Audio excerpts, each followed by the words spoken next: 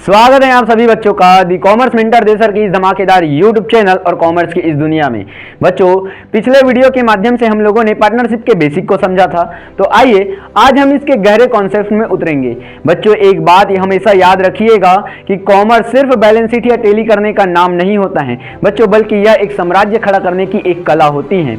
बच्चों, साझेदारी का अर्थ सिर्फ दो या दो से अधिक लोगों का एक साथ जुड़ना नहीं होता है, बल्कि ये एक शक्तियों का मेल होता है। सोचिए बच्चों, अगर धीरू भाई अंबानी ने सहयोग की ताकत को न समझी होती या फिर आज के जो बड़े स्टार्टअप्स हैं उन्होंने टीम वर्क को प्राथमिकता न दी होती, तो क्या वे लोग इतने सफल हो पाते जितने आज वर्तमान समय में हैं? नहीं ना। बच्चों, आप लोग अकेले तेज चल सकते हो, परंतु आप साथ मिलकर के बहुत दूर तक जा सकते हो। बच्चों, अकाउंट्स में जब आप profit and loss appropriation account बनाते हो तो वो सिर्फ लाभ और हानि का बंटवारा नहीं होता है बच्चों, बल्कि वह न्याय और पारदर्शिता का एक प्रतीक माना जाता है।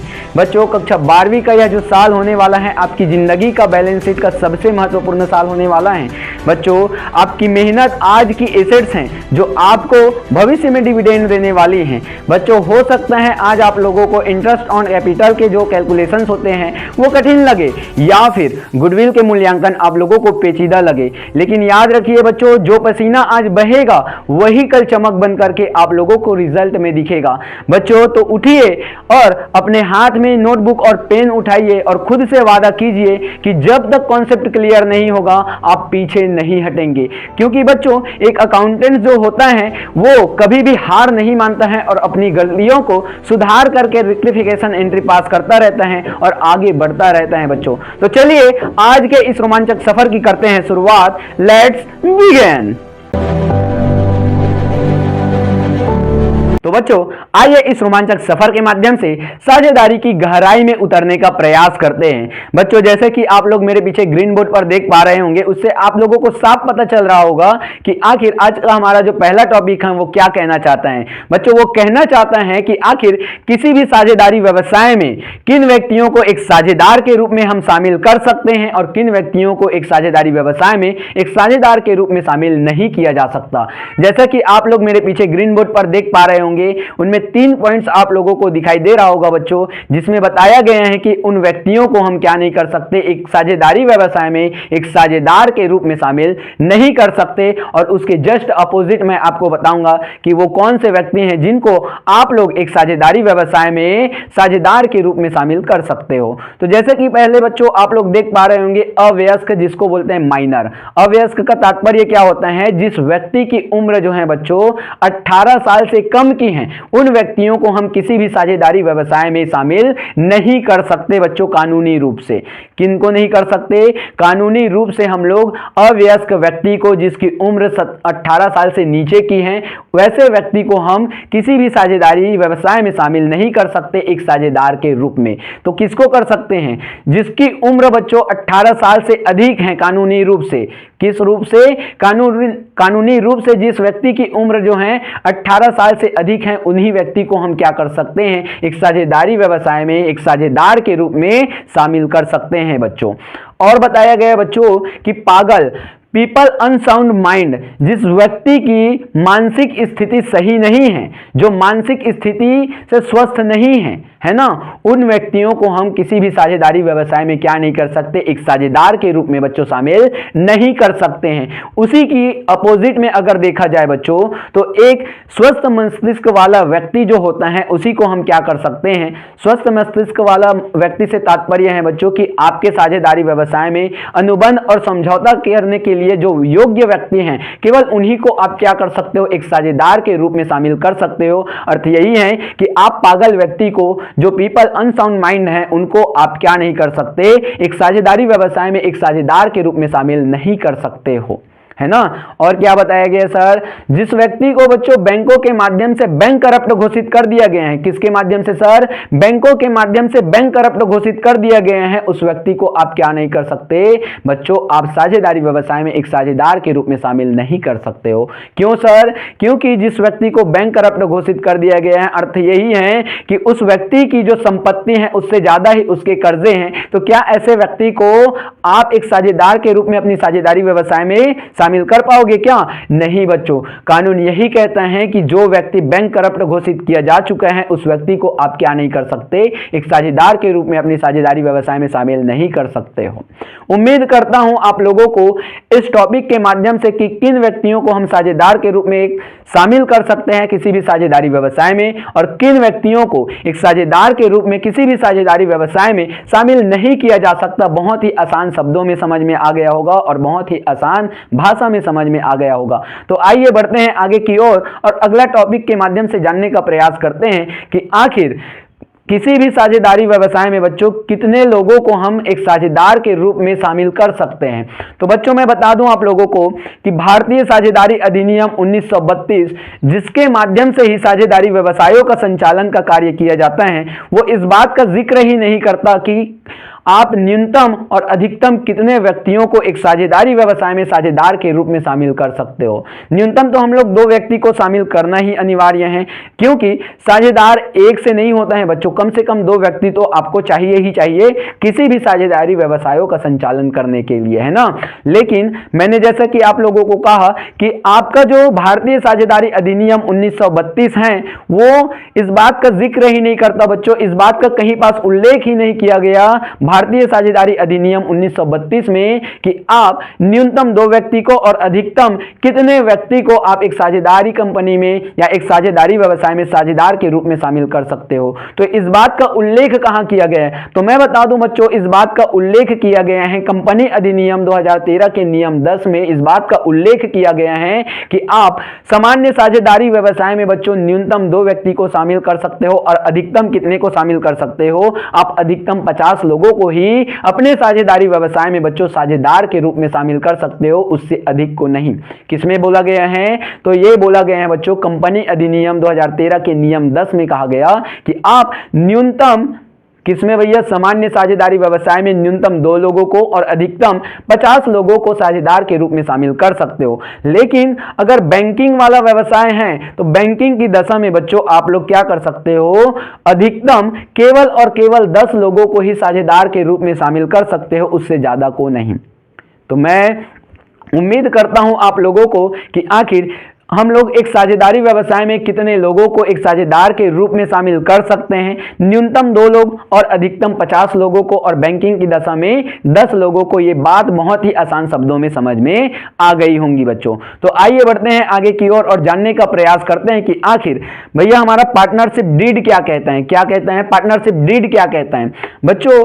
पार्टनरशिप डीड का तात्पर्य है साझेदारी संलेख से। साझेदारी संलेख से तात्पर्य है बच्चों उस समझौते, उस अनुबंध से जिसमें किसी भी साझेदारी व्यवसाय के संचालन संबंधित नियमों और शर्तों का उल्लेख किया जाता है बच्चों।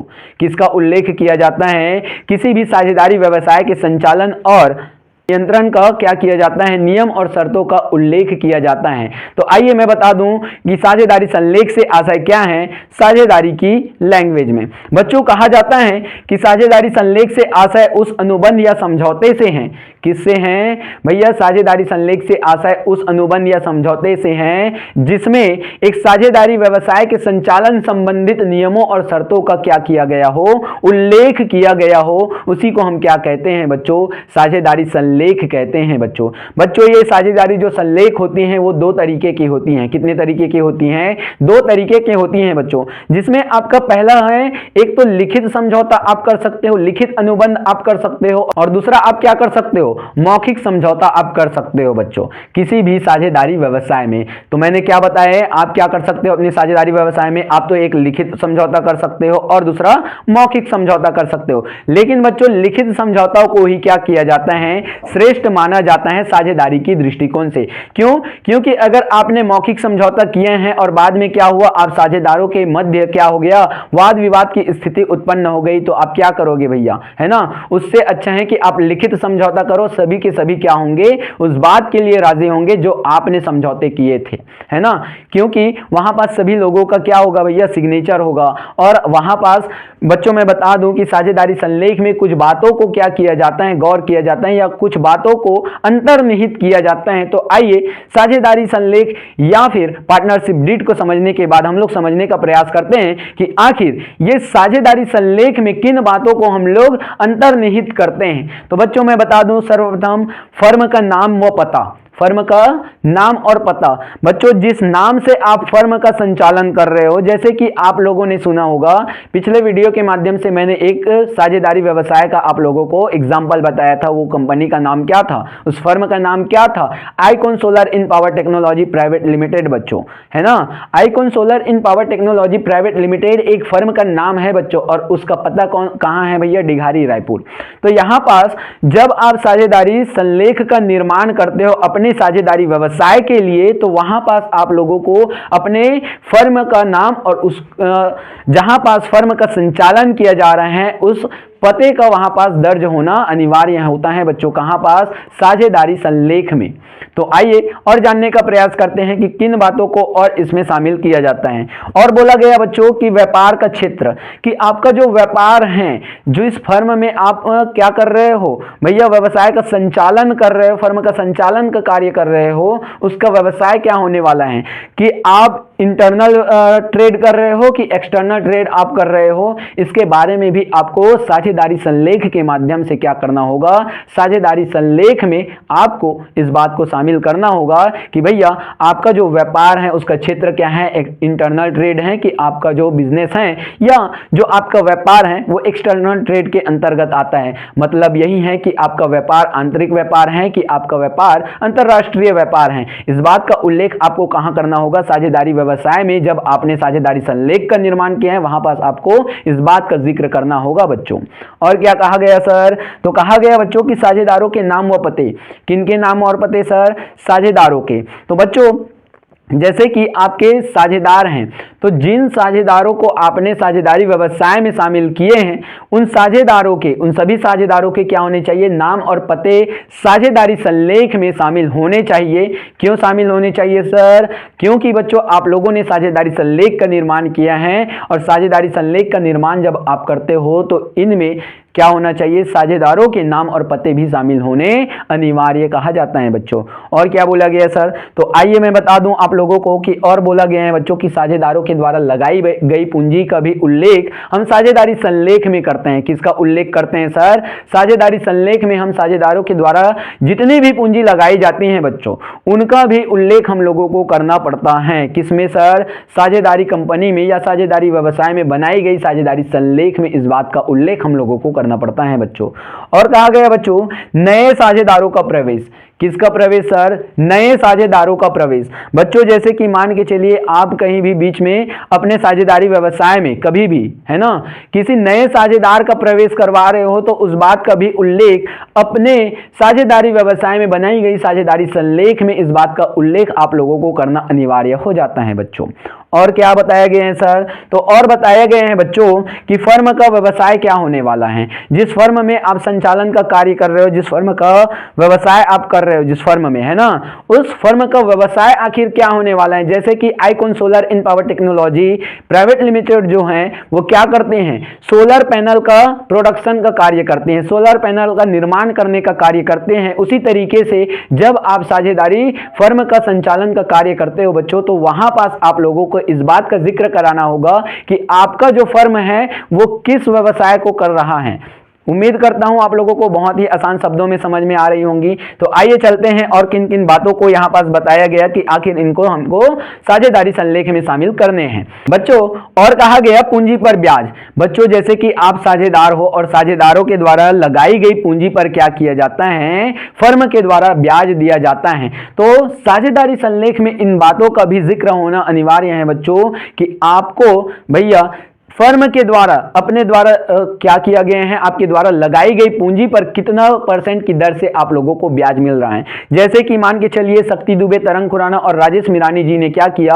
आईकॉन सोलर इन पावर टेक्नोलॉजी में कुछ पूंजी अपनी लगाई थी, तो उनको अपने द्वारा लगाई गई पूंजी पर फर्म के माध्यम से कितने % की दर से पूंजी पर ब्याज दे होगा, इस बात का भी जिक्र साझेदारी संलेख में होना चाहिए बच्चों। जब आप क्या कर रहे हो? साझेदारी संलेख का निर्माण अपने किसके लिए कर रहे हो? साझेदारी व्यवसाय के लिए कर रहे हो, तब बच्चों। और क्या कहा गया सर? तो और कहा गया बच्चों आहरण पर ब्याज। और क्या कहा गया? आहरण पर ब्याज। बच्चों जैसे कि मान के चलिए आप लोगों को क्या मिल रहा था, जब आपने पूंजी लगाई थी तो आपको एक साझेदार के रूप में फर्म के द्वारा ब्याज मिल रहा था आपके द्वारा लगाई गई पूंजी पर। उसी प्रकार से जब आप कुछ पैसे आहरित करते हो या कुछ वस्तुएं अपनी फर्म से अपनी व्यक्तिगत उपयोग के लिए आहरित करते हो तो उस पर भी क्या किया जाता है, कंपनी के द्वारा या फर्म के द्वारा उस पर ब्याज लगाया जाता है बच्चों, और उस ब्याज को आपको देना पड़ेगा एक साझेदार के रूप में फर्म को।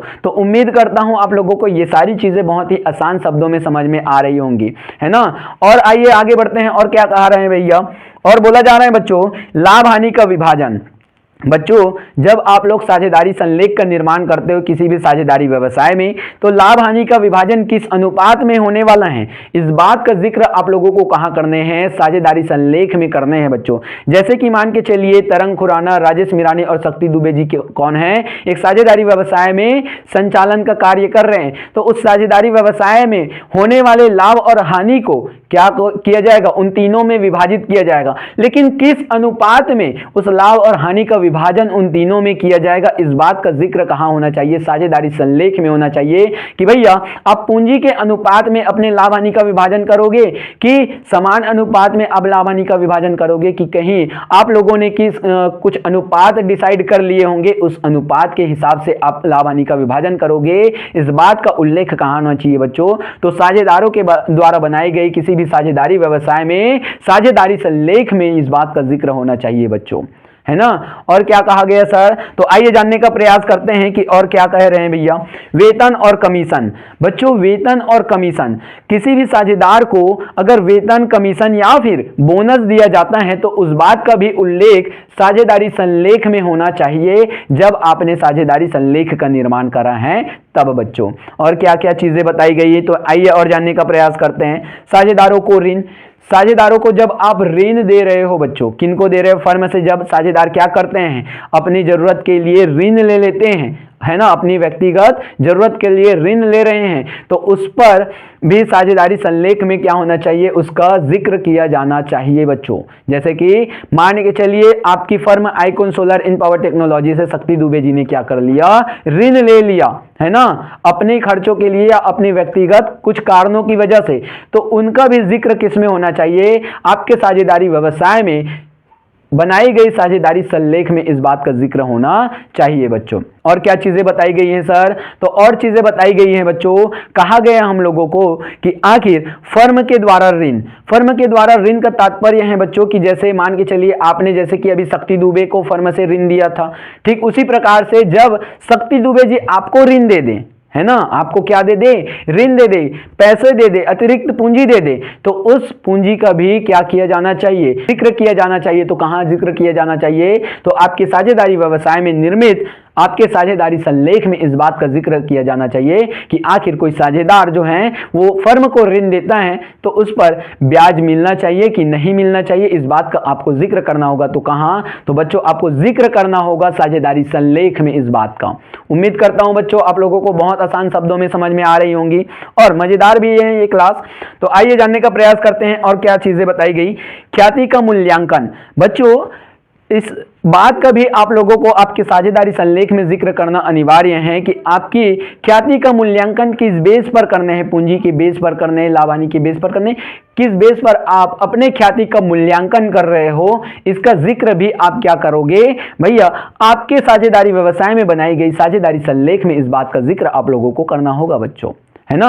और क्या क्या चीजें बताई गई? तो बच्चों आप लोगों को बताई गई हैं कि आखिर साझेदारी का समापन कब होने वाला है। साझेदारी की समापन की अवधि भी आप लोगों को बतानी अनिवार्य होगी बच्चों कि आपका जो व्यवसाय है उसका समापन कब होने वाला है आपके साझेदारी का, उसका भी जिक्र आप लोग साझेदारी संलेख में कर सकते हो बच्चों।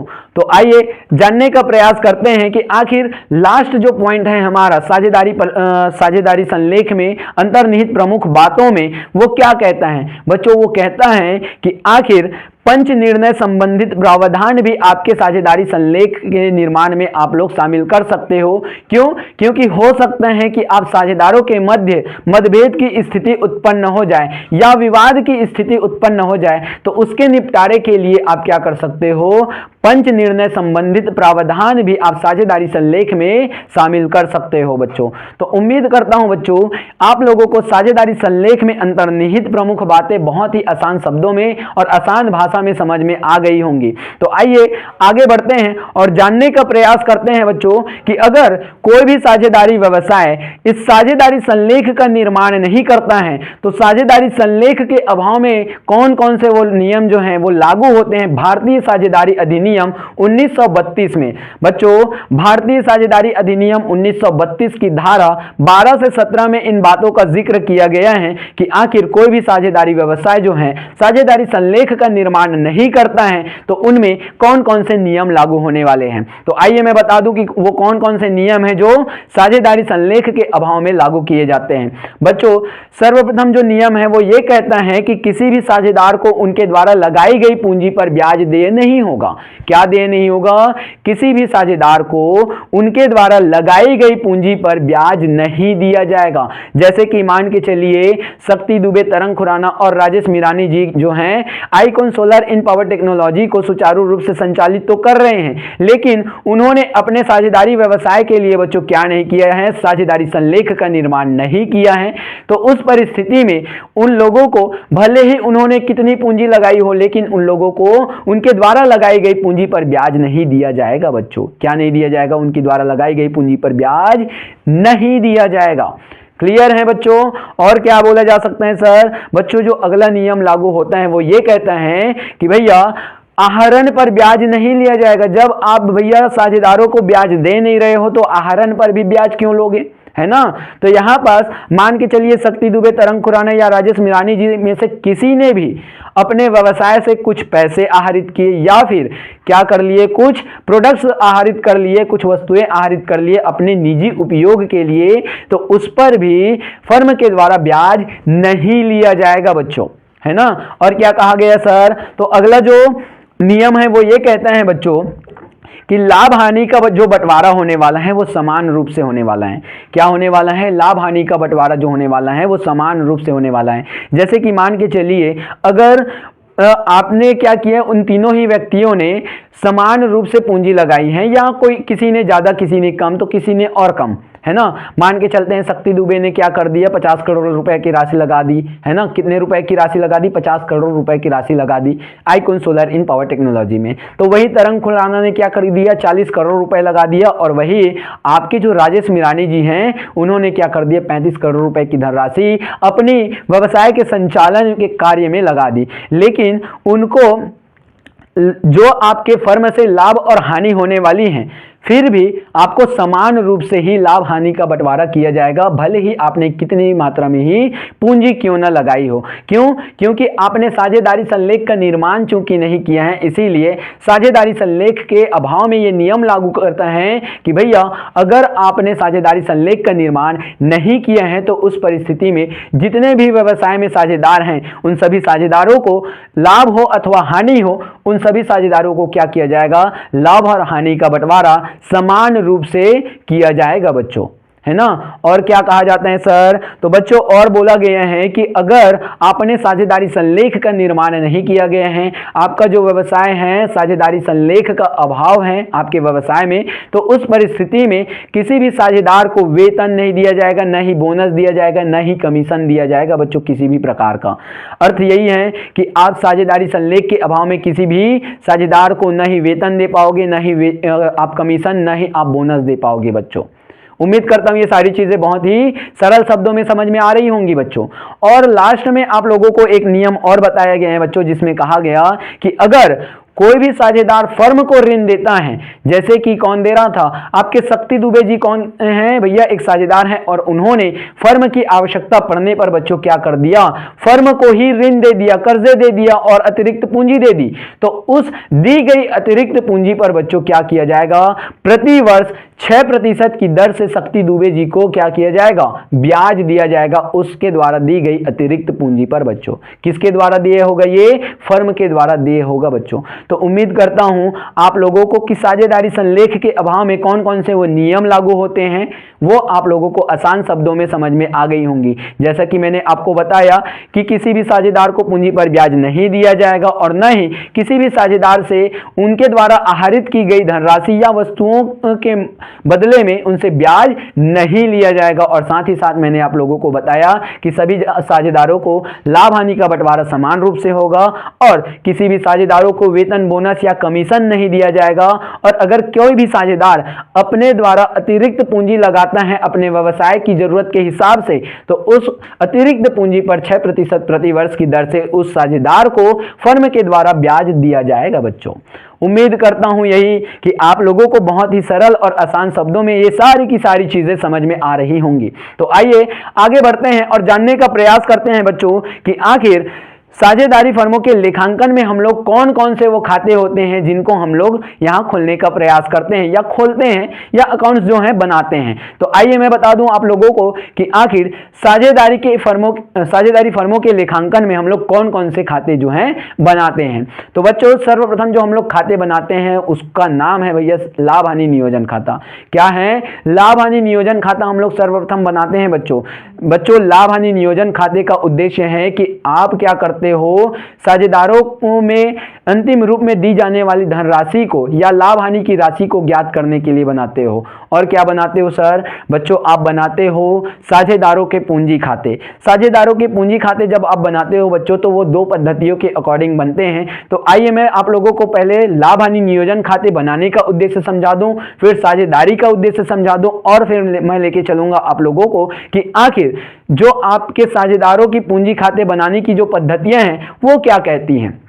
बच्चों मैं बता दूं आप लोगों को कि जब आप लाभ हानि नियोजन खाते बनाते हो तो बच्चों लाभ हानि नियोजन खाते बनाने से आशय फर्म के उस खाते से हैं जिसमें साझेदारों के मध्य अंतिम रूप में दी जाने वाली लाभ हानि की राशि को ज्ञात करने के लिए बनाई जाती हैं। किस लिए बनाई जाती हैं, अगर कोई भी साझेदार क्या कर रहे हैं, साझेदारी व्यवसाय में क्या कर रहे हैं, साझेदार के रूप में शामिल हैं, तो उन साझेदारों को क्या किया जाता है भैया, अंतिम रूप में जो लाभ हानि की राशि होती है उस धनराशि को ही ज्ञात करने के लिए हम क्या करते हैं, लाभ हानि नियोजन खाते का निर्माण करने का कार्य करते हैं या लाभ हानि खाता खोलने का प्रयास हम लोग करते हैं बच्चों साझेदारों के पूंजी खाते से आशय फर्म में साझेदारों से संबंधित जितने भी व्यवहारिक लेन देन होते हैं उन सभी लेन देनों को एक हिसाब किताब की पुस्तकों में लेखा किया जाता है और उसी लेखा पुस्तक को हम क्या कहते हैं बच्चों, साझेदारों के पूंजी खाता कहते हैं। अर्थ यही है बच्चों कि साझेदारों से रिलेटेड जितने भी व्यवहार आप लोगों को क्या किया जाता है, आपके व्यवसाय में मिलता है, उन्हीं व्यवहारों को जिस लेखा पुस्तकों में आप लेखा करते हो उन्हीं को हम क्या कहते हैं, साझेदारों का पूंजी खाता कहते हैं बच्चों। जिसमें साझेदारों के व्यवहारों से संबंधित मैं कुछ एग्जांपल आप लोगों को बता दूं कि जैसे साझेदारों के द्वारा लगाई गई पूंजी, पूंजी पर ब्याज, ऋण पर ब्याज, आहरण पर ब्याज, अतिरिक्त पूंजी, वेतन, बोनस, कमीशन इत्यादि क्या हैं, आपके साझेदारों से संबंधित व्यवहार हैं। और इन्हीं साझेदारों से संबंधित व्यवहारों को जब हम लोग लेखा करने का कार्य करते हैं बच्चों तो उसी खाते को क्या कहा जाता है, साझेदारों का पूंजी खाता कहा जाता है बच्चों। जैसा कि मैंने आप लोगों को बताया कि साझेदारों का पूंजी खाता भी क्या किया जाता है, कुछ पद्धतियों के अकॉर्डिंग बनाया जाता है, जिनमें एक तो होता है बच्चों स्थिर पूंजी पद्धति, तो दूसरा आ जाता है आपका परिवर्तनशील पूंजी पद्धति। बच्चों जहां स्थिर पूंजी पद्धति से दो खाते तैयार किए जाते हैं, कितने खाते तैयार किए जाते हैं, दो खाते तैयार किए जाते हैं। तो स्थिर पूंजी पद्धति में वो खाते तैयार किए जाते हैं बच्चों, आपके साझेदारों के पूंजी खाता और आपके साझेदारों के चालू खाता तैयार किए जाते हैं। और साथ ही साथ अगर परिवर्तनशील पूंजी की बात की जाए तो परिवर्तनशील पूंजी पद्धति में बच्चों केवल और केवल एक ही खाते तैयार किए जाते हैं जिसको हम लोग कहते हैं साझेदारों का पूंजी खाता। बच्चों स्थिर पूंजी पद्धति के माध्यम से जो आप लोग खाते तैयार करते हो जिसमें साझेदारों के पूंजी खाता और साझेदारों के चालू खाते शामिल होते हैं, उसमें मैं बता दूं कि साझेदारों के पूंजी खाते में आप क्या करते हो, केवल साझेदारों की पूंजी का ही वर्णन करते हो या साझेदारों की पूंजी का ही लेखा करते हो, अन्य किसी व्यवहार का नहीं करते हो, बल्कि अन्य व्यवहारों के लिए ही आप क्या करते हो, साझेदारों का चालू खाता का निर्माण करते हो या साझेदारों का चालू खाता खोलते हो बच्चों। और अगर बात की जाए परिवर्तनशील पूंजी पद्धति में, तो बच्चों परिवर्तनशील पूंजी पद्धति में जैसा कि मैंने आप लोगों को कहा कि केवल और केवल एक ही खाते बनाए जाते हैं, तो वो कौन से खाते थे? साझेदारों के पूंजी खाता। बच्चों ज्यादातर हम लोग क्या करते हैं? परिवर्तनशील पूंजी पद्धति का ही उपयोग करते हैं, और परिवर्तनशील पूंजी पद्धति का उपयोग करते ही हम लोग क्या करते हैं? केवल और केवल एक खाते खोलते हैं, साझेदारों का पूंजी खाता, जिसमें साझेदारों से संबंधित समस्त व्यवहारों को शामिल किया जाता है। अगर साझेदारों से संबंधित जितने भी व्यवहार आपको दिखाई दे रहे हैं आपके व्यवसाय में, तो उन सभी व्यवहारों को आप क्या करोगे? परिवर्तनशील पूंजी पद्धति के अकॉर्डिंग आप साझेदारों के पूंजी खाते में लेखा करने का कार्य करोगे। जहां हम स्थिर पूंजी पद्धति में पूंजी का अलग करते हैं, साझेदारों से रिलेटेड जो पूंजी होती है उसका अलग खाता बनाते हैं साझेदारों के पूंजी खाते के नाम से, और उसके बाद जितने भी व्यवहार होते हैं उनके नाम से हम क्या करते हैं?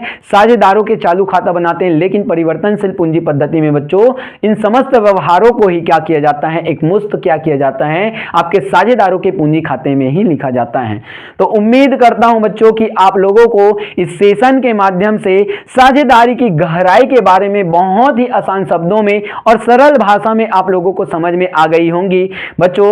तो मिलते हैं अगले वीडियो के माध्यम से, जिसमें आप लोगों को बताया जाएगा कि आखिर लाभ हानि नियोजन खाता, साझेदारों के पूंजी खाता और चालू खातों का प्रारूप किस प्रकार से बनाया जाता है या प्रारूप का आशय क्या है। तो मिलते हैं अगले वीडियो के माध्यम से या अगले सेशन के माध्यम से बच्चों, बहुत ही मजेदार सेशन के साथ। तब तक के लिए जय हिंद।